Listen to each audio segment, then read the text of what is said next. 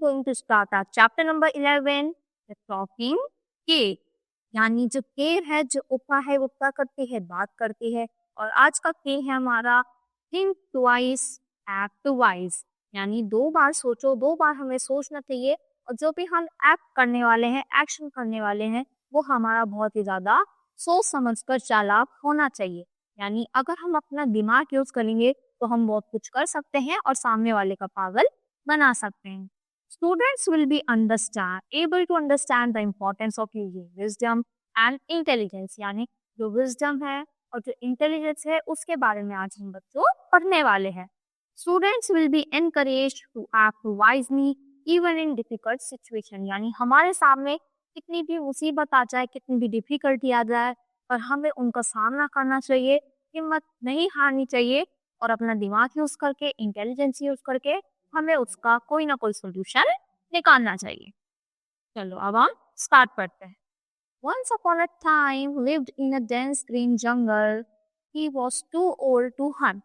तो देखो क्या था, एक लायन रहता था बहुत ही ग्रीन फॉरेस्ट में, और वो क्या हो गया था, बहुत ही ज्यादा बूढ़ा हो गया था हंट करने के लिए। यानी अब उसकी उम्र हो गई थी, ओल्ड हो गया था, वो अपने हंट के लिए नहीं जा सकता था। One day while wandering in the jungle, he saw a vacant cave. तो एक दिन वो ऐसे ही जा रहा था इधर उधर, उसको क्या दिखाई देता है, वैकेंट यानी खाली गुफा दिखाई देती है। देखो ये क्या है, गुफा यानी केव। It looked warm and cozy. He thought of an idea. He hid in it so that he could hunt the animal which entered the cave. उसने ये सोचा कि मैं बाहर तो नहीं जा सकता, मैं बूढ़ा हो गया हूँ, अब मेरी उम्र हो गई है, इतना मुझे चला नहीं जाएगा। तो उसने दिमाग लगाया कि देखो ये गुफा है, ये केव है, ये बहुत ज्यादा वार्म भी है, यानी यहाँ पर गर्माहट भी मिल रही है ठंड के टाइम में बचने के लिए। और मैं एक काम करता हूँ, मैं इसमें जाकर छुप जाऊंगा, तो जो कोई भी एनिमल इसमें आएगा फिर मैं उसको खा जाऊंगा। And he had not to go outside for his prey, so he rested in it. और इसके लिए मुझे, यानी प्रे करने के लिए, मुझे हंट करने के लिए बाहर भी नहीं जाना पड़ेगा। तो वो क्या करता है, वो वहीं पर वेट करता है और अंदर ही रेस्ट कर रहा है कि कोई एनिमल आए और मेरा काम हो जाए, मैं भी उसको खा लूं। After a while a jackal came to the cave to rest. तो कुछ समय बाद एक जैकाल आता है वहीं पर रेस्ट करने के लिए। He saw the lion's footprints going into the cave, but there were none coming out.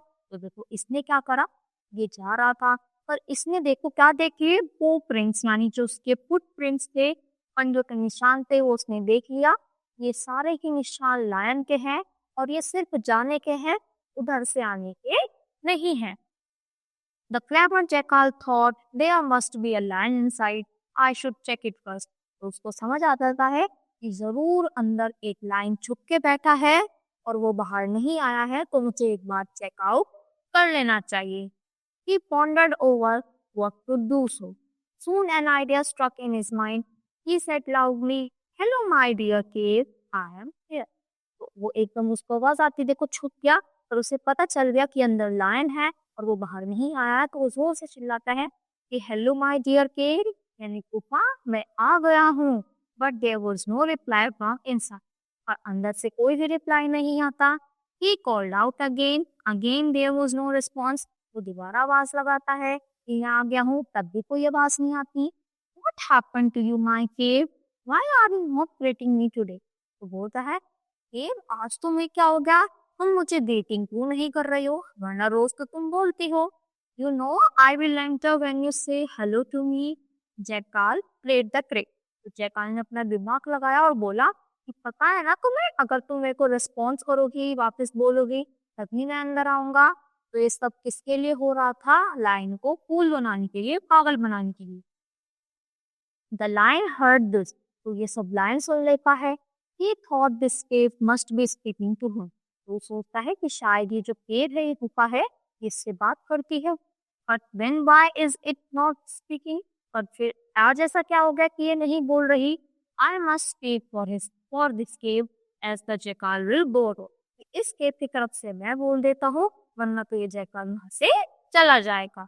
So the lion said in different voice, hello jackal, you are welcome here. तो वो लाइन अपनी आवाज चेंज करके बोलता है दूसरी वॉइस में कि हेलो जैकाल, तुम्हारा स्वागत है, तुम्हारा वेलकम है। और ये लाइन ने किसके बिहाफ पे बोला, केव की हेल्प से। The Carl heard the lion's voice and ran away to save his life.